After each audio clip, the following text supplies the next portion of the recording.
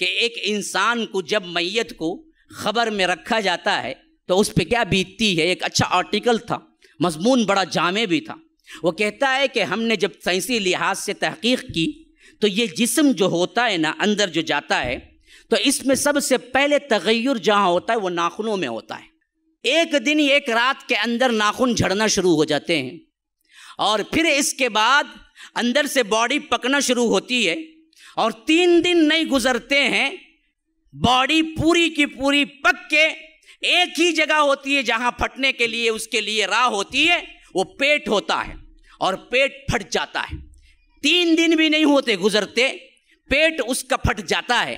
اور پیٹ پھٹتا ہے تو جو غلاظت اور جو بدبو وہاں سے نکلتی ہے نا، اتنی تیز اور زہریلی ہوتی ہے اس بدبو سے کہ اطراف کے جتنے حشرات الارض ہیں، جتنے کیڑے مکوڑے اور زہریلے ہیں، وہ تمام کے تمام اس بدبو کو سونگتے ہی پہچان لیتے ہیں کہ آج نئی دعوت ہے، نیا بکرا آیا ہوا ہے، کھانا ہے ہمیں.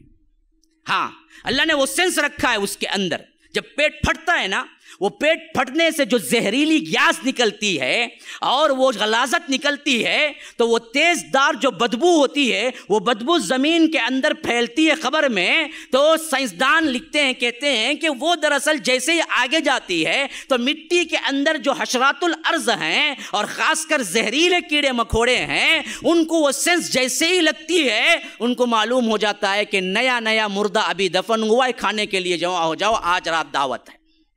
تو وہ پورے کے پورے جمع ہو جاتے ہیں. پھر اس کے بعد وہ ایسے کھاتے ہیں انسان کے جسم کو، ہڈیاں باقی رہ جاتی ہیں، اور یہ ہڈیاں بھی پھر چند دن کے بعد چٹکنے لگتی ہیں، الگ الگ جوڑ الگ ہونے لگتے ہیں. ایک ہڈی ایک جوڑ الگ کر دیتی ہے، اور کچھ عرصہ نہیں گزرتا اس کا کوئی نام و نشان نہیں رہتا ہے. یہ حالت ہو کر رہنے والی ہے ہر کسی کی. تمہارے جسم کو تم نے آرائش و زیبائش کے لیے اللہ سے ناراضگی اختیار کر لی، حرام کاری اختیار کر لی. ہاں، جو روز روز اللہ کے رسول کی سنت کو گٹر کے نالیوں میں بہاتے ہوئے نہیں ڈرتے، شیونگ اٹھتے ہی شیونگ کرتا بدبخت. اللہ کے رسول کو یہ چہرہ دیکھنا تک پسند نہیں تھا. تم حوض کوثر کا جام لوگے شیونگ کر کے مر کے، یاد رکھو وہیں تمہاری کیا سختی شروع ہو جائے گی جب ملک الموت دیکھیں گے. میت آئی ہے بغیر داڑھی کے، پکڑو اسے. نشانی تو لے کے نہیں آیا.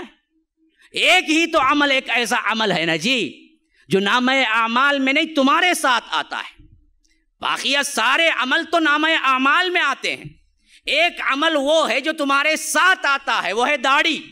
داڑھی لے کے جاؤ گے تو کم از کم کیا ہے، ملائکہ جیسے دیکھیں گے پہچان لیں گے کہ یہ دراصل رسول کا امتی آیا ہے. لیکن ہم نے تو اس کا بھی لحاظ نہیں رکھا. تو یاد رکھیے، پھر یہاں سے جب سوالات کا سلسلہ شروع ہوا تو یاد رکھو جس کا سوال ہو گیا اس سے بھی یہ سوال چوتھا ہوگا. ترمذی وغیرہ کی روایت کے مطابق 3 سوالات تو مشہور ہو گئے، لیکن 4واں بھی ایک سوال ہے. تو نے کیسے جانا؟ جو بندہ جواب دیا ہے وہ کہے گا قرأت کتاب اللہ وآمنت وصدقت بہ، میں نے اللہ کی کتاب پڑھی، اس پر ایمان لایا، اس پر تصدیق کی. اور جو بندہ کبھی قرآن پڑھا ہی نہیں، باپ دادا کے دین پہ تھا، یاد رکھو وہاں جھوٹ بول سکے گا. اللہ کی قسم کھا کے پوچھتا ہوں، بیٹھنے والے جو ہیں کبھی جنہوں نے قرآن کو چھوا تک نہیں، جب فرشتے جواب کے لیے پوچھیں گے، اگر تم جواب دے بھی چکو، کیسے تجھے معلوم ہوا؟ کیا جواب ہے تمہارے پاس؟ جنہوں نے کبھی قرآن کھول کے پڑھائی نہیں، کبھی تم نے دین سکھائی نہیں، عقیدہ سکھائی نہیں، کیا جواب دو گے؟ ملائکہ کے پاس جھوٹ بولو گے کہ قرأت کتاب اللہ، میں اللہ کی کتاب پڑھا؟ وہاں تو رو گے، گڑ گڑاؤ گے. ہاں، کہو گے کہ اقول الناس ما یقول، میں تو وہی کہتا ہوں جو لوگ کہتے رہے، یا مجھے معلوم نہیں تھا، میں نے جو پڑھا جو سیکھا بس باپ داداؤں کا دین تھا. تو اللہ تبارک و تعالی اپنے حبیب کے ذریعے بتا رہا ہے کہ دیکھو پھر اس کے ساتھ کیا سلوک ہوگا. فرشتے لوہ کی ہتھوڑی اٹھائیں گے، حدیث میں آتا ہے کہ کہیں گے لا دریت ولا تلیت، اے بدبخت تو نے تلاوت بھی نہیں کی، تم نے جانا بھی نہیں.